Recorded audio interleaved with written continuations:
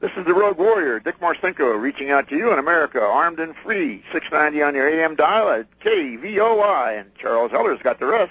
Hey, thanks, Richard. Really appreciate it. Again, I wanted to tell you that the music is from Tommy Cox, and he is a guy that does a lot of music about submarines, but he branched out a little bit and did a little bit about the SEALs. If you Google Tommy Cox on the Internet, you'll be able to find that music, and also the one I use with Diesel Boats Forever and quite a few other ones. One tribute song to the Scorpion, and it's good music, and you should own it. You should also own Richard Marcinko's latest work, Vengeance, and he's got some other ones. His biography from, about 14 years ago, 13 years ago? Oh, 92, if we can remember that far back. Can we? I don't know. My memory isn't scarred by drugs, so... there's senior citizen moments, too, to flip in there, Charles. Yeah, I couldn't remember the word paucity last hour, but Vengeance is a great book. It's a very good read. Richard Marcinko does is he buries the truth in between a lot of interesting fiction, and it's very readable, but it's also very informative. You have some statistics in there about just how vulnerable the trucking industry is in the United States. I call the trains the shaft after NAFTA, and to me they seem to be logical things, Charles. You don't have to have a high IQ, just kind of look around you and see what's going on. And if you look at that first hit in Vengeance, the train run, we were talking the other day, I wrote a piece, is it fiction or prediction? We profiled, the Homeland Security and the law enforcement arm have profiled Middle Eastern men. So the first hit in Vengeance, they're Bosnian. I mean, they look like these good old boys.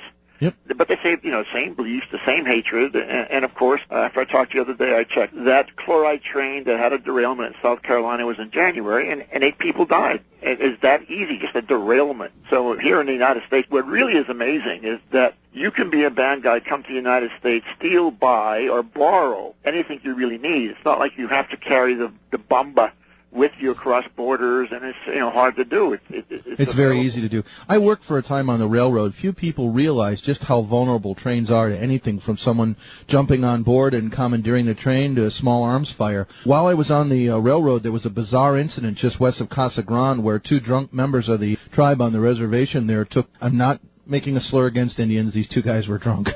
2 members of the tribe there took after the lead engine called the power in the consist of the railroad train. And first round, it was an AK clone semi-automatic. The first round went through the engineer's window, zipped past his head, and it hit on the back wall of the train. And on the back wall, there's a kill switch, which instantly shuts the train down. It shut down all 5 diesels instantly and threw the train into what's called emergency, which sets 26 pounds of braking action with maximum brake on the train. It stopped in just over a half a mile. The shooters then took turns with the rifle for the rest of the magazine, kind of pinned down the engineer and the conductor in the cab there. You have a scene in Vengeance where you board a moving train and commandeer it as part of an exercise.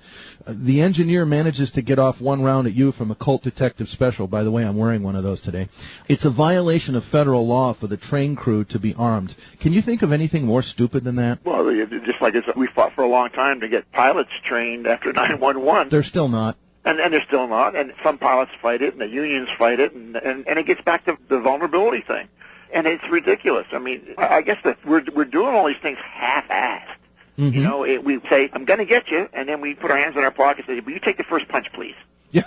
Charles, you're live on America Armed and Free with Richard Marcinko and Charles Heller. Your question for Mr. Marcinko. Yeah, thank you.